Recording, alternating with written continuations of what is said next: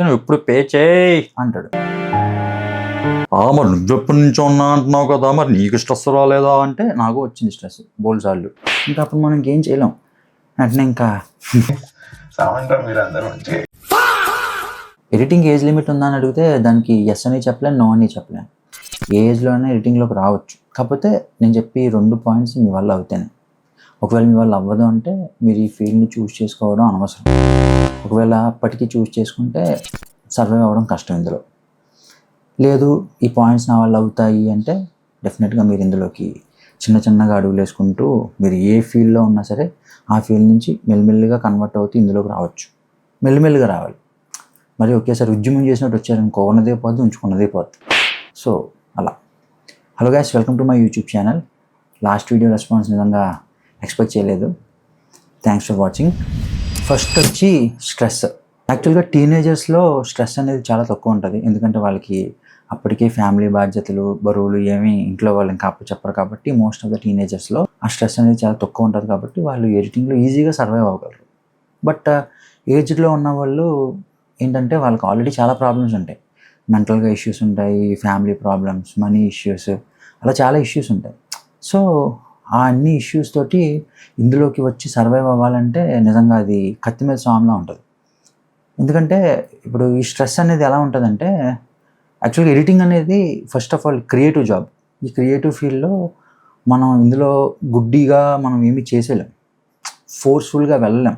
మన మైండ్ ఎంత ప్రశాంతంగా ఉంటే మనం అంత బాగా ఎడిటింగ్ చేయొచ్చు. లేదు అది కొంచెం అటు ఇటుగా ఉంది అంటే మాత్రం ఇందులో ఎడిట్ చేస్తున్నప్పుడు అవుట్పుట్స్ దగ్గర చాలా తేడా వస్తుంది. సో ఇప్పుడు ఈ స్ట్రెస్ మన ఎడిటింగ్ని ఎలా ఎఫెక్ట్ చేస్తుంది అంటే, ఇప్పుడు ఫర్ ఎగ్జాంపుల్ ఎడిటింగ్ చేద్దాం అని చెప్పేసి కంప్యూటర్ ముందుకు వచ్చి వర్క్ స్టార్ట్ చేస్తారు. స్టార్ట్ చేయగానే ఏఎస్బీఐ ఫోన్ చేసి, hello sir, we are calling from SBI, మీరు ఇంకా క్రెడిట్ కార్డ్ పేమెంట్ పే చేయలేదు, నువ్వు ఇప్పుడు పే చేయి అంటాడు.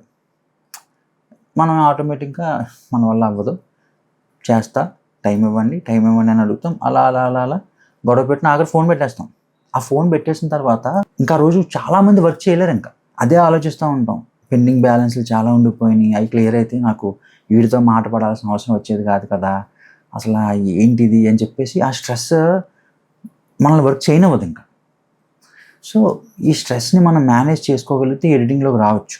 సో ఈ వెడ్డింగ్ ఎడిటింగ్ ఫీల్డ్ ఎలా ఉంటుందో మిగిలిన ఎడిటింగ్ ఫీల్డ్స్ కూడా ఎలానే ఉంటాయంటే, మిగిలిన ఎడిటింగ్ ఫీల్డ్స్ ఇలా ఉండకపోవచ్చు. ఎందుకంటే అక్కడ మ్యాక్సిమం ఒకరిని లేదా కొన్నిసార్లు ఇద్దరు సాటిస్ఫై చేయాల్సి వస్తుంది.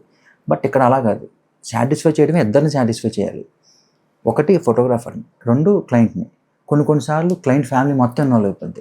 ఫర్ ఎగ్జాంపుల్ అమ్మ నాన్న, అత్త మావయ్య, పెద్దమ్మ పెద్దనాన్న, చిన్నమ్మ చిన్నాన్న, బామ్మ, అక్క, చెల్లి, మొత్తం అలా ఫ్యామిలీ మొత్తం ఇన్వాల్వ్ అయిపోద్ది. వాళ్ళందరినీ కూడా మీరు సాటిస్ఫై చేయాల్సి వస్తుంది. అందుకే ఇందులో స్ట్రెస్ అనేది ఎక్కువ ఉంటుంది. అక్కడ మీరు ఏంటంటే మిగిలిన ఫీల్డ్స్లో సోషల్ మీడియా తీసుకోండి ఫర్ ఎగ్జాంపుల్, అక్కడ ఒకరి డెసిషనే ఉంటుంది కాబట్టి వాళ్ళకి మీరు వెళ్ళి ఎక్స్ప్లెయిన్ చేస్తే వినే ఛాన్సెస్ చాలా ఎక్కువ. బట్ ఇక్కడ అలా ఉండదు. మీరు పాపం వెళ్ళి ఫోటోగ్రాఫర్కి చెప్తారు, బ్రో బాగాలేదు బ్రో, ప్లీజ్ బ్రో అని. బట్ ఏంటంటే ఫోటోగ్రాఫర్ పాపం ఏం చేయలేడు. ఒక చిన్న స్మైల్ ఇచ్చి అదేలే బ్రో, బట్ క్లయింట్ అడుగుతున్నాడు బ్రో అంటారు. ఇంకా అప్పుడు మనం ఇంకేం చేయలేం. వెంటనే ఇంకా అని చెప్పి ఇంకా తప్పదు, చెయ్యాలి. సో అందుకే ఇందులో స్ట్రెస్ అనేది చాలా ఎక్కువ ఉంటుంది. మీరు ఆ స్ట్రెస్ని మేనేజ్ చేయగలను అంటే పక్కాగా మీరు ఎడిటర్గా 50% సూట్ అయిపోయినట్టే. మరి నువ్వెప్పటి నుంచో ఉన్నా అంటున్నావు కదా, మరి నీకు స్ట్రెస్ రాలేదా అంటే నాకు వచ్చింది స్ట్రెస్ బోల్డ్ సార్లు. దానివల్ల ఫోటోగ్రాఫర్స్ దొబ్బులు తినేవాళ్ళు క్లయింట్స్ దగ్గర, నేను దొబ్బులు తినేవాడిని. ఒక్కోసారి నా చేతిలో ఫోటోగ్రాఫర్స్ దొబ్బులు తినేవాళ్ళు. ఇదంతా జరిగేది. సో ఆ స్ట్రెస్ వల్ల ఏం జరిగేదంటే బోల్డ్ సార్లు కొన్ని డేస్ నుంచి వీక్స్, అలా మంత్స్ దాకా పోయిన రోజులు ఉన్నాయి. సో స్ట్రెస్ అనేది మనం మేనేజ్ చేసుకోగలము, మీ వల్ల అవుతుంది అంటే డెఫినెట్గా మీరు 50% ఎడిటింగ్లోకి దూకేయచ్చు. And number 2 creativity.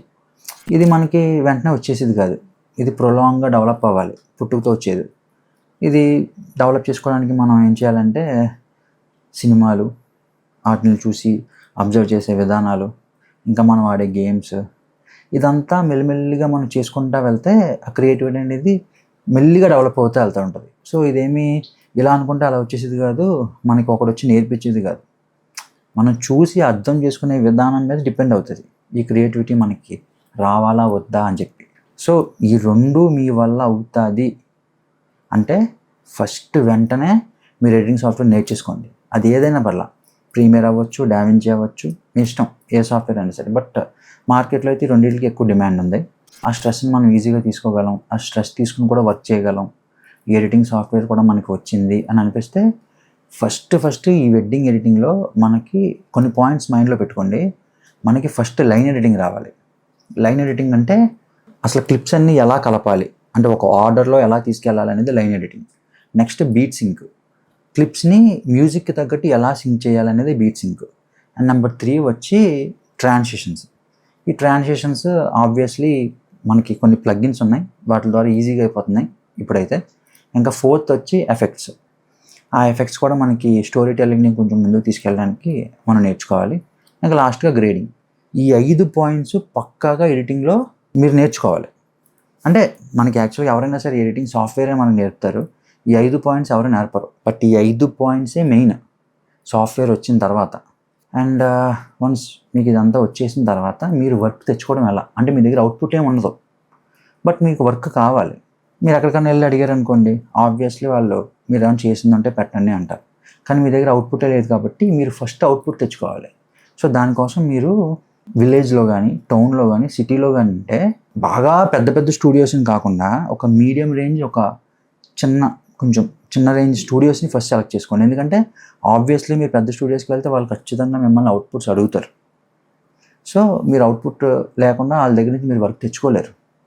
So first మీరు అవుట్పుట్ కోసం ఒక మీడియం రేంజ్ స్టూడియో లేదా ఒక చిన్న స్టూడియో ఏదైనా సరే కొన్ని స్టూడియోస్ని సెలెక్ట్ చేసుకుని అక్కడికి వెళ్ళి, నేను ఇలా ఒక ఎడిటర్ని, నేను మీకు ఫ్రీగా ఒక వీడియో ఎడిట్ చేసి పెడతాను, మీ దగ్గర ఏమైనా ఒక మంచి అవుట్పుట్ ఉంటే నాకు ఇవ్వండి, నేను మీకు ఫ్రీగా వీడియో ఎడిట్ చేస్తాను, అది ఒకవేళ మీకు నచ్చితే తర్వాత మీరు నాకు వర్క్ని కంటిన్యూ చేయండి అని చెప్పేసి మీరు అడిగితే, ఒక 10 స్టూడియోస్ని అడిగితే మినిమం అంటే మ్యాక్సిమం దాంట్లో ఒక 4 ఇచ్చే ఛాన్సెస్ ఉన్నాయి. ఎందుకంటే ఫస్ట్ మీరు ఫ్రీగా చేస్తున్నారు కాబట్టి, అండ్ నెక్స్ట్ మీ వర్క్ అసలు ఎలా ఉంటుందో చెక్ చేయాలనుకుంటారు. ఎందుకంటే ఈ మీడియం రేంజ్ చిన్న స్టూడియో వాళ్ళ దగ్గర ఏంటంటే ఒక ఫిక్స్డ్ వర్కర్ అనేవాళ్ళు ఉండరు. సో అందువల్ల వాళ్ళు ట్రై చేస్తారు. వన్స్ మీ దగ్గరికి అలా వర్క్ వచ్చిన తర్వాత దాన్ని మీరు ఎంత బెస్ట్ చేయగలరో అంత బెస్ట్ చేసి, perfect line editing, perfect beat sync, పర్ఫెక్ట్గా ట్రాన్సిషన్స్, పర్ఫెక్ట్గా ఎఫెక్ట్స్ వాడి, మెయిన్గా ఎఫెక్ట్స్. ఎందుకంటే ఈ చిన్న స్టూడియోస్కి ఎఫెక్ట్ అనేది చాలా ఇంపార్టెంట్. అవి మీరు పర్ఫెక్ట్గా యూజ్ చేస్తే ఆ ఫోటోగ్రాఫర్ మీకు ఫిక్స్ అయిపోతాడు, పక్కాగా చెప్తున్నా. అండ్ ఇంకోటి ఏంటంటే, అందరి దగ్గర అంత మంచి మంచి ఈవెంట్స్ ఉండవు కదా అంటే, డెఫినెట్లీ ఉండవు. కాకపోతే ఏ ఈవెంట్లోనైనా సరే అట్లీస్ట్ ఒక 40 సెకండ్స్ అయినా మనం మంచిగా టీజర్ ఎడిట్ చేసుకుని క్లిప్స్ దొరుకుతాయి.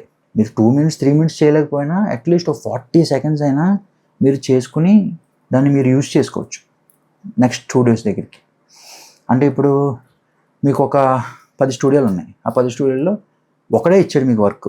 ఆ వర్క్ని మీరు ఎడిట్ చేసిన తర్వాత ఆ అవుట్పుట్ తోటి మీరు మళ్ళీ మిగిలిన 9 స్టూడియోలోకి వెళ్ళి, ఈ పలానా స్టూడియో అవుట్పుట్ అనేది నేను ఇలా చేశాను, మీ దగ్గర ఏమన్నా ఉంటే ఒక అవుట్పుట్ ఇచ్చి చూడండి, ఫ్రీగానే చేస్తా ఇది కూడా మీకు, బట్ నచ్చితే మాత్రం అప్పుడు మనం మాట్లాడుకోవచ్చు అన్నా అని చెప్పి మాట్లాడితే పక్కగా పని అవుతుంది. సో ఈ విధంగా మీరు మీ ఫస్ట్ అవుట్పుట్ని తెచ్చుకోవాలి. నెక్స్ట్ ఆ స్టూడియోస్ మెల్లిమెల్లిగా వాళ్ళ వర్క్స్ని మీకు ఇస్తూ ఉంటారు, ఆ వర్క్స్ మీరు చేస్తూ ఉంటారు. అలా చేస్తూ ఉండగా మీకే అర్థమవుతుంది నా దగ్గర బెస్ట్ అవుట్పుట్ తయారైంది అని చెప్పి. వన్స్ అలా బెస్ట్ అవుట్పుట్ తయారైంది అని మీరు డిసైడ్ అయిన తర్వాత అప్పుడు మీరు బిగ్ స్టూడియోస్కి వెళ్ళి అప్రోచ్ అవ్వచ్చు. అప్పటి వరకు ఎందుకంటే మీరు దగ్గరనే మీకు బెస్ట్ అవుట్పుట్ వచ్చేది, మీరు నలగాలి బాగా ఇందులో. ఎందుకంటే ఎడిటింగ్ అనేది ప్రతి ఒక్కరి కప్ ఆఫ్ టీ కాదు ఇది. ఇందులో మీరు నలిగి బాగా ఉంటే అప్పుడు మీకు ఒక మంచి అవుట్పుట్ మీరు చేయగలరు. వన్స్ అలా అవుట్పుట్ మీరు చేసుకున్న తర్వాత ఆబ్వియస్లీ మీరు మెల్లిగా పెద్ద స్టూడియోస్ దగ్గరికి వెళ్ళి అప్రోచ్ అయ్యి వాళ్ళ ద్వారా మెల్లిగా ఇంకొంచెం మంచి అవుట్పుట్స్ని తెచ్చుకోవచ్చు. ఈ విధంగా మీరు ఫస్ట్ వర్క్ని తెచ్చుకోవచ్చు. దీంతోపాటు మీరు ఇన్స్టాగ్రామ్ పేజ్ కానీ, యూట్యూబ్ పేజ్ కానీ మీరు డెవలప్ చేసుకుని దాంట్లో ఎఫెక్టివ్గా ఏదన్నా చేసి దాన్ని మీరు ప్రోమో కింద పెట్టి, అది మీరు డైరెక్ట్గా ఉన్న వీడియోని ఉన్నట్టు పెట్టేస్తానంటే ఫోటోగ్రాఫర్ ఒప్పుకోడు. సో మీరు పెట్టేది ఎలా ఉండాలంటే అది ఎడిటింగ్ అని తెలియాలి. నేను చూపిస్తున్నాను చూడండి, ఇలాగా కింద టైం లైన్ వచ్చి పైన ఎడిటింగ్ వచ్చేలాగా మీరు అలా పెట్టుకుని దాన్ని మీరు పబ్లిష్ చేసుకున్న తర్వాత కొంచెం ప్రమోషన్ చేశారనుకోండి, ఆబ్వియస్లీ మీకు ఇన్స్టాగ్రామ్ ద్వారా కొత్త క్లయింట్స్ వచ్చే ఛాన్సెస్ కూడా ఉన్నాయి. అండ్ ఇంకోటి ఏంటంటే, మీరు ఇనీషియల్ స్టేజ్లో ఎడిటింగ్లోకి వస్తారు కాబట్టి మీకు అవుట్పుట్స్ అనేవి ఎక్కువ రావు, ఎక్కువ ఇవ్వరు. సో మీరు ఏంటంటే ఏదొచ్చినా చేయగలిగేలా ఉండాలి. సబ్జెక్ట్ వీడియో వచ్చినా చేయాలి, క్యాండిడేట్ టేజర్ వచ్చినా చేయాలి, సేవ్ ద డేట్ ఇన్విటేషన్స్ వచ్చినా చేయాలి. సో దాని ద్వారా ఏంటంటే మీకు కొంచెం అమౌంట్ అనేది క్రియేట్ అవుతూ ఉంటుంది. సో దానివల్ల మీరు ఇందులో కొంచెం ఎక్కువ డబ్బులు సంపాదించే ఛాన్సెస్ ఉంటాయి. లేదు నేను ఇనీషియల్ స్టేజ్లోనే నేను ఓన్లీ టేజరే పట్టుకుంటానంటే కొంచెం రిస్క్ అయిపోతారు. సో ఎడిటింగ్లో ఏంటంటే కాంటాక్ట్స్ అనేది చాలా ఇంపార్టెంట్. మనకి ఎంత కాంటాక్ట్స్ ఉంటే మనం అంత స్టేబుల్ ఇన్కమ్ సంపాదించవచ్చు. లేదు నా దగ్గర ఒక 5గురే ఉన్నారంటే స్టేబుల్ ఇన్కమ్ రాదు. సో ఆ కాంటాక్ట్స్ పెంచుకోవడానికి మీరు ఏదైనా ట్రై చేయండి. ఇన్స్టాగ్రామ్ ట్రై చేయండి, యూట్యూబ్ ట్రై చేయండి, మీకు తెలిసిన వాళ్ళ ద్వారా ట్రై చేయండి, లేదా మీరే వెళ్ళి డిఫరెంట్ స్టూడియోస్ని అప్రోచ్ అవ్వండి. కాంటాక్ట్స్ మాత్రం డెఫినెట్గా పెంచుకోండి. ఎందుకంటే పెంచుకోకపోతే మీరు ఫోటోగ్రాఫర్కి, క్లయింట్కి కూడా భయపడాల్సి వస్తుంది. ఇప్పుడు కొంతమంది ఫోటోగ్రాఫర్ సైకోయిజం చూపించేస్తారు వాళ్ళ కోరికలతోటి. అంటే కోరికలు అంటే కాదు, ఈ ఎడిటింగ్లో కోరికలతోటి. అప్పుడు వాళ్ళు మనం వదలాలంటే కొంచెం భయపడాలి. ఎందుకంటే బాబాయ్ మనకున్న 5గురిలో పోయడానికి ఇతను కూడా మనకి తీరిపోద్ది బాబా అని చెప్పి కొంచెం ఆలోచిస్తాం. బట్ మన దగ్గర కాంటాక్ట్స్ ఎంత ఎక్కువ ఉంటే ఆ భయం అనేది అంత తగ్గుద్ది. సో అందుకని చెప్తున్నా, కాంటాక్ట్స్ని పక్కాగా పెంచుకోండి. సో ఇలా ఒక స్టేబుల్ ఇన్కమ్ మీకు వచ్చేసిందని మీకే అర్థమవుతుంది. అలా అర్థమైన రోజు ఇందులోకి కంప్లీట్గా దూకేయండి. అంతేగాని లేదు నాకు ఈ నెల ఒక 5 వీడియోలు వచ్చినాయి కదా, చాలు 5 వీడియోలు కానీ ఒక 20,000 వచ్చేసినాయి, దూకేద్దాం ఇందులోకి అని అలా దూకొద్దు. నెక్స్ట్ నెల అసలు 5 కూడా రాలేదనుకోండి, మొత్తం చెప్తున్నాం కదా, ఉన్నది పోద్ది, ఉంచుకున్నది పోద్ది. సో మీకే అర్థమవుతుంది స్టేబుల్ ఇన్కమ్ క్రియేట్ అయిందా లేదా అనేది. అది ఎవరు చెప్పక్కర్లా. అలా స్టేబుల్ ఇన్కమ్ క్రియేట్ అయ్యింది అని అనిపిస్తే మీరు ఏ ఫీల్డ్లో ఉన్నా ఆ ఫీల్డ్ని వదిలేసి ఇందులోకి వచ్చేయండి. అండ్ ఇందులో మనీ అనేది అసలు ఎలా సంపాదించుకోవచ్చు, ఎంత సంపాదించుకోవచ్చు అంటే, మనకి సర్కిల్ కనుక ఎక్కువ ఉంటే చెప్తున్నా కదా చాలా సంపాదించవచ్చు, చాలా ఎక్కువ. కాకపోతే ఏంటంటే మెయిన్గా ఇందులో గుర్తుపెట్టుకోండి, కొన్నిసార్లు మనీ రావడం లేట్ అవ్వచ్చు, లేదా కొన్నిసార్లు అసలు మనీయే రాకపోవచ్చు, కొన్నిసార్లు వెంటనే వచ్చేయచ్చు. అదే కొంతమంది. సో మీరు ఈ మనీ మేనేజ్మెంట్ అనేది ఇందులో ఖచ్చితంగా చేసుకోవాలి. ఎందుకంటే టైంకి మనీ అందరూ ఎవరు ఇందులో ఇచ్చేవాళ్ళు కొంతమంది ఉన్నారు. సో మీ సర్కిల్ పెరిగే కొద్దీ ఆ ఇచ్చేవాళ్ళు కూడా ఎక్కువ పెరుగుతారు. అందువల్ల మీరు చాలా ధైర్యంగా ఉండొచ్చు ఇందులో. ఓకే గైస్, ఇక్కడితో ఈ వీడియో అండ్ నేను ఏదైనా పాయింట్ మర్చిపోయాను అనిపిస్తే గుర్తు చేయండి నాకు కామెంట్స్లో. నేను దాంట్లో ఆన్సర్ ఇస్తాను కామెంట్లోనే మ్యాక్సిమం. అండ్ లేదు అంటే ఇలా ఏమన్నా ఒక వీడియో చేస్తాను. ఈ వీడియో పైన మీ ఒపీనియన్ని కామెంట్ చేయండి. అలానే వీడియో నచ్చితే లైక్ చేయండి, మీ ఫ్రెండ్స్కి షేర్ చేయండి, ఛానల్ని సబ్స్క్రైబ్ చేసుకోండి. Thanks for watching. బాయ్.